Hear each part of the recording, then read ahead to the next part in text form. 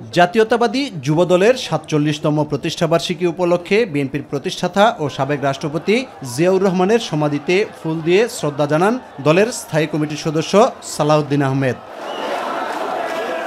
এ সময় তিনি বলেন, নির্বাচনকে কেন্দ্র করে দলকে সুসংগঠিত করতে পর্যায়ক্রমে মনোনয়ন প্রত্যাশীদের দফায় দফায় বৈঠক চলছে। সবাইকে নিয়ে ঐক্যবদ্ধভাবে যাতে আমরা আগামীতে এই নির্বাচনে বৈতরণী পার হতে পারি, তবে জাতির মধ্যে ঐক্যটাই হচ্ছে আমাদের সবচেয়ে বড় শক্তি। সেই ঐক্য বজায় রাখার জন্য কেউ যাতে বিভেদের পথে না যায় সেই মেসেজটা আমরা দিচ্ছি। গুলশানে এক সেমিনারে বিএনপির স্থায়ী কমিটির সদস্য আমির খসরু মাহমুদ চৌধুরী বলেন, বিভিন্ন দলের জোট হলে নিজ প্রতীকে অংশ নেওয়ার বিধানটি যৌক্তিক নয়। আমি মনে করি ওই রেস্ট্রিকশনটা ওই দেওয়াটা বোধহয় সঠিক না।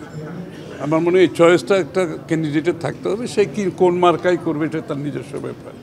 ওই রেস্ট্রিকশনের প্রয়োজন নাই, এটা তো আগেও ছিল না, সুতরাং নতুন করে এটা আনার কোনো কারণ আমি দেখতে পাচ্ছি না। আমি মনে করি না এই রেস্ট্রিকশনের কোনো প্রয়োজন আছে। আমরা যে জনগণের কাছে ওয়াদা দিয়েছি ৩১ দফা সংস্কার বাস্তবায়নের বিষয়টা, আমরা সেটা পরিপূর্ণভাবে পালন করব। এদিকে বাংলাদেশে সফররত কমনওয়েলথ প্রতিনিধি দলের সাথে বৈঠক শেষে আমির খসরু মাহমুদ চৌধুরী বলেন, তত্ত্বাবধায়ক সরকারের আদলে নির্বাচনের প্রস্তুতি চলছে কিনা এ বিষয়ে জানতে চেয়েছেন প্রতিনিধি দলের সদস্যরা। যাতে কোনো প্রশ্নবিদ্ধ না হয়, তাহলে কেয়ারটেকার সরকার আদলে হলে কেয়ারটেকার সরকার তো বলা যাচ্ছে কীভাবে কেয়ারটেকার সরকার ফাংশন করে, যেহেতু বলা আছে সব কিছু, সেই দিকে যদি সেটাকে মাথায় রেখে সেটার আদলে নির্বাচনটা করতে গেলে যেটার প্রতীক্ষায় বাংলাদেশের জনগণ আছে। এদিকে গুলশানে বেগম খালেদা জিয়ার রাজনৈতিক কার্যালয়ে ঢাকা, সিলেট, রাজশাহী, খুলনা ও বরিশাল বিভাগের মনোনয়ন প্রত্যাশীদের সাথে ভার্চুয়ালি বৈঠক করেছেন বিএনপির ভারপ্রাপ্ত চেয়ারম্যান তারেক রহমান।